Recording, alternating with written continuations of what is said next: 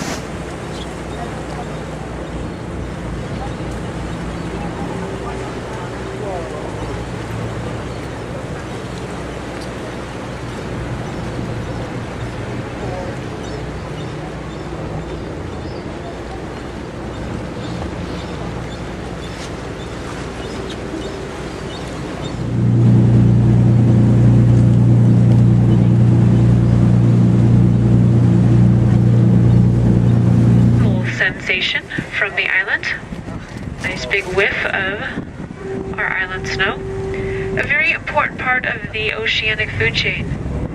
This is basically fertilizer. And when the first rains come and wash it off the rocks, it helps produce the microscopic plants known as phytoplankton, which are the base of the ocean food chain and responsible for about 80% of the oxygen we breathe. That plankton supports small fish, which in turn support larger fish, which feed the pelicans, which then deposit it back on the rocks, keeping that cycle going. These mammals, who are warm-blooded, and they're doing what is very important for them to do right now, is hauling out to get warm, just like us. If we spend too much time in the ocean, we get cold. They do as well. Now, there's a lot of studies going on right now on these particular juveniles. These are the younger ones, because for the first few years of their life, they come down here to feed in the Santa Monica Basin off of LA. And scientists are discovering high instances of cancer in the juvenile sea lion population, and they're starting to tie it back to pollutants in our local waters. So they actually trap these guys, tag them, collect them a few years later, and take tissue samples, and are trying to make some connections to help clean up our environment and protect this population a little bit. Not that it needs a lot of protecting. At this point, their numbers are higher than they've ever been. About 180 to 200,000 California sea lions in the population. Rivals their pre-hunted numbers. They were hunted extensively for their dense fur and that thick blubber. And actually too near extinction. It wasn't until the 70s that the Marine Mammal Protection Act gave them some relief from hunting pressure. And because a lot of their predators have either been fished out, namely the sharks, or just left the area because of lack of predators like the orcas, not a lot keeps their population in check anymore. A little more fun to see them out here just doing what they love to do for the pure joy of it, as opposed to doing it to get a nice dead fish.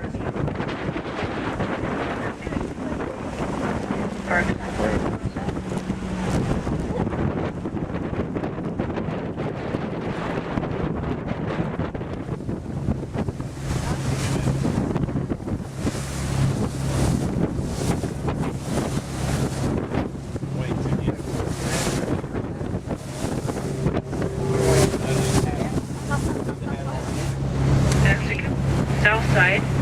of the island and to the north side where we are, see it's much flatter because of the lee of the island. The island's protecting that backside from the winds. A lot of times small boats will think that they can cross through that gap, trying to get to the other side out of the elements, and end up beaching their boats on the shoal that's just below the surface there. These islands are actually home to over 100 shipwrecks. Some of them very recent, like in the last 3 weeks or so. Some of them quite historic. And one of the most historic actually occurred right out here on Anacapa Island, coming up in about the 1 o'clock position.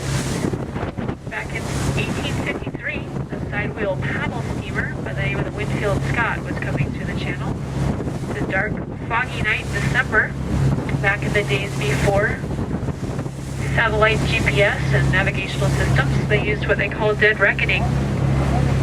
And the captain thought he had cleared the end of the island, made a right-hand turn to continue south, and unfortunately dead reckoned wrong, right into the rocks in this little cove in the 1 o'clock position.